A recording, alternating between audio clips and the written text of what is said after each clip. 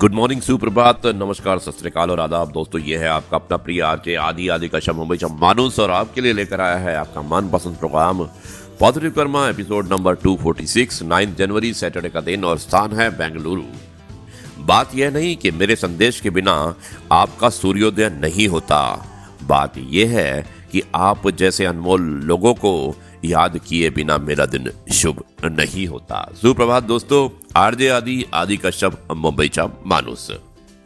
जीवन में मिलने वाले 3 निम्न उपहारों का हमेशा सम्मान करें। जीवन साथी भगवान द्वारा दिया गया उपहार होता है। माता पिता उपहार में खुद मिले हुए भगवान होते हैं और मित्र भगवान को भी आसानी से नहीं मिलने वाला उपहार होता है। दोस्तों, इन्हें संभाल के रखिएगा, ये बहुत ही बेहतरीन उपहार होते हैं। आपका शनिवार शुभ हो, आपका वीकेंड अच्छा हो, ये आरजे आदि की दुआ है। कोई हमारा बुरा करे ये उसका कर्म है, लेकिन हम किसी का बुरा ना करें ये हमारा अधर्म है। हौसले बुलंद कर रास्तों पे चल दे, तुझे तेरा मुकाम मिल जाएगा। बढ़कर अकेला तू पहल कर, देख कर तुझको काफिला खुदा बच जाएगा। सुप्रभात दोस्तों, एक बार फिर आरजे आदि कश्यप मुंबई जा मानुस। सिर्फ सांसें चलने का ही जिंदगी नहीं कहते, आंखों में कुछ ख्वाब और दिल में उम्मीदें होना भी जरूरी होता है। मृत्यु से अगर डर लगता है तो जीवन को जीना सही करें, क्योंकि मृत्यु के समय जीवन में किए गए गलत कर्म डराते हैं, जबकि गलत कर्म नहीं तो डर भी नहीं। यानी कि अपने कर्मों को अच्छा करके रखिएगा, कभी भी आपको मृत्यु से डर नहीं लगेगा। दोस्तों, एपिसोड नंबर 246, 9 जनवरी, शनिवार का दिन और स्थान है बेंगलुरु। आरजे आदि मुंबई चा मानुस। दोस्तों, 9 जनवरी के बारे में बताना चाहता हूं मैं। आज 9 जनवरी है। आज है प्रवासी भारतीय दिवस। भारत के विकास में प्रवासी भारतीय समुदाय के योगदान को याद करने के लिए हर साल 9 जनवरी को मनाया जाता है।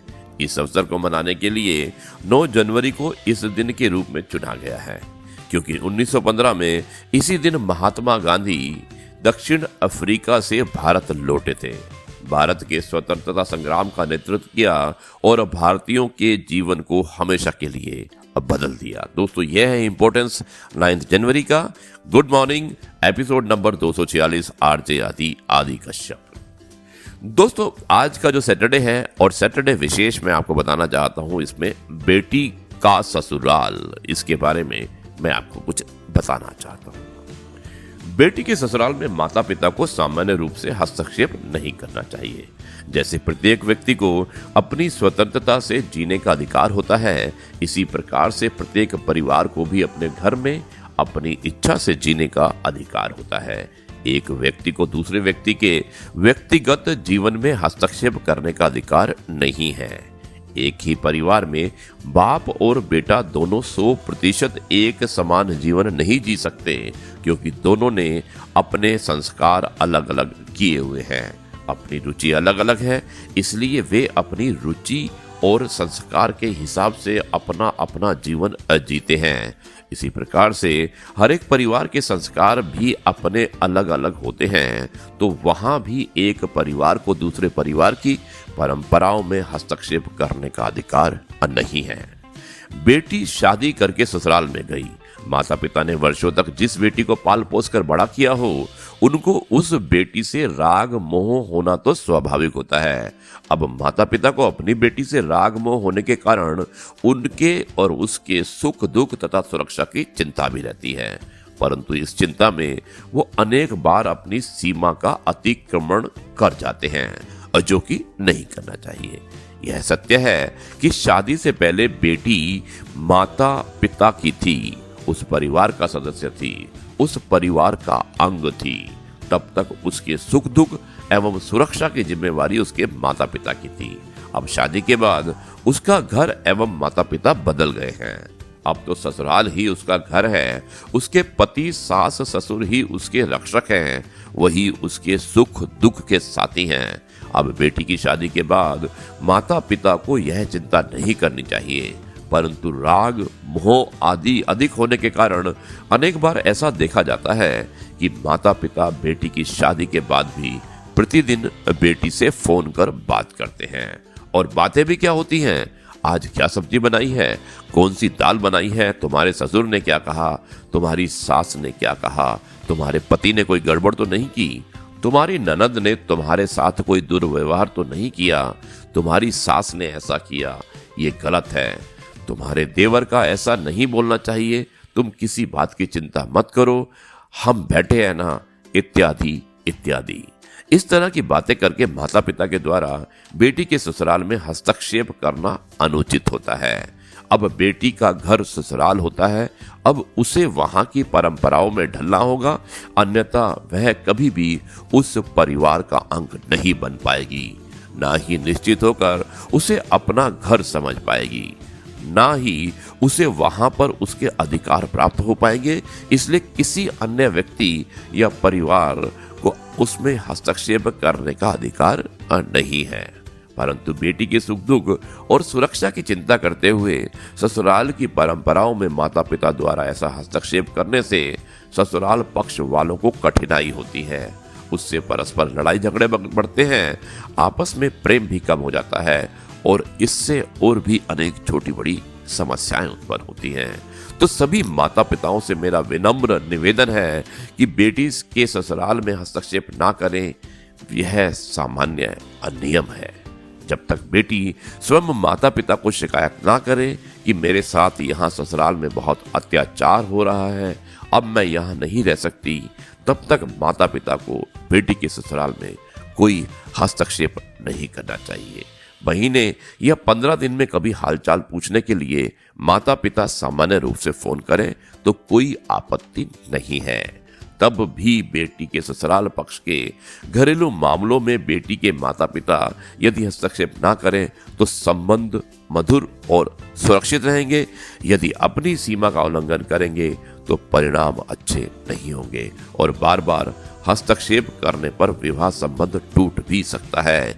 इसलिए बहुत सोच समझकर बेटी के ससुराल वालों से व्यवहार करें। दोस्तों, किसी ने एक लेख लिखा था और एक सलाह दी थी और मुझे उम्मीद है कि ये सलाह आपने पॉजिटिव ली होगी। यह है आपका अपना प्रिय आरजे आदि कश्यप मुंबई से मानुस और आपके लिए लेकर आया है आपका मनपसंद प्रोग्राम पॉजिटिव कर्मा। अब मैं आता हूँ एक छोटे से ब्रेक के बाद में और उसके बाद सुनाऊंगा आपको एक छोटी सी कहानी, लेकिन अच्छी कहानी। जाइएगा मत, मिलते हैं एक छोटे से ब्रेक के बाद।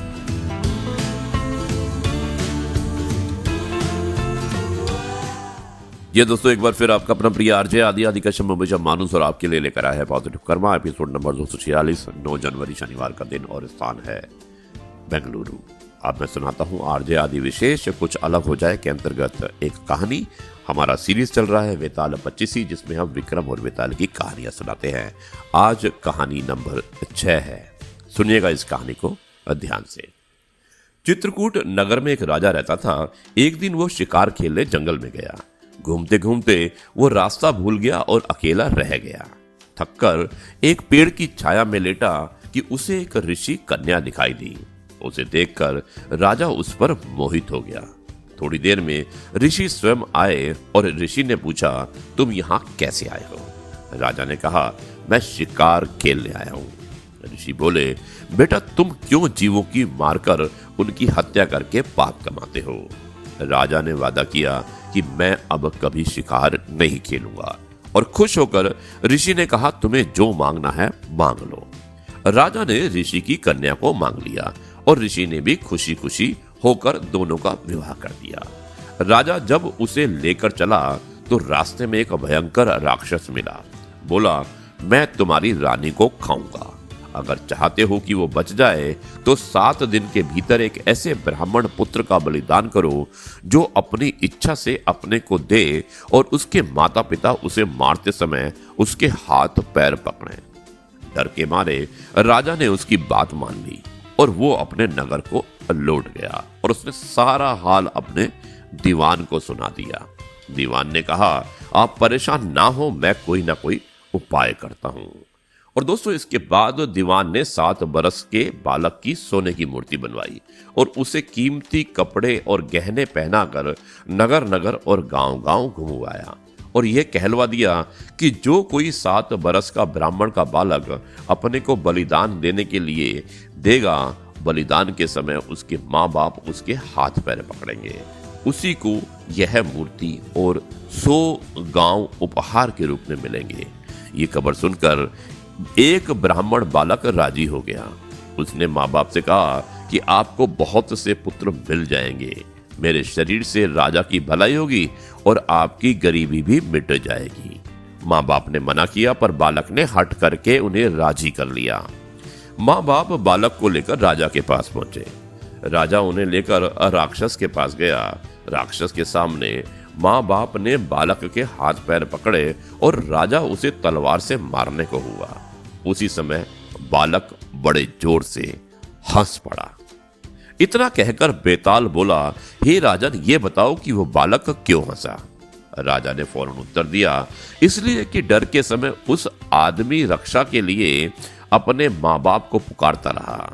हर आदमी पुकारता है रक्षा के लिए। माता पिता ना हो तो पीड़ितों की मदद राजा करता है। राजा ना कर सके तो आदमी देवता को याद करता है, पर यहाँ तो कोई भी बालक के साथ नहीं था।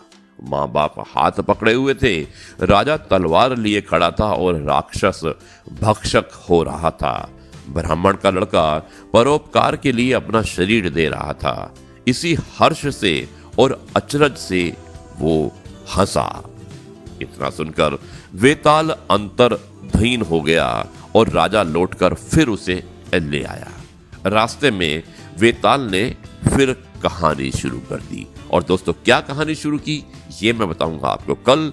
ये है आपका अपना प्रिय आरजे आदि कश्यप मुंबई से मानुस, और आपके लिए लेकर आया था आपका मनपसंद programme positive karma, episode number 246, 9 जनवरी सैटरडे का दिन और इसके अलावा स्थान था बेंगलुरु। अब मैं इस कहानी को यहीं पर समाप्त करता हूँ, इस एपिसोड को यहीं पर समाप्त करता हूँ, आपसे विदा लेता हूँ और कल मुलाकात होगी आपके साथ एक नई कहानी, नए किस्से और नई बातों के साथ। तब तक के लिए मैं आपसे कहता हूँ नमस्कार, जय हिंद, वंदे मातरम, भारत माता की जय।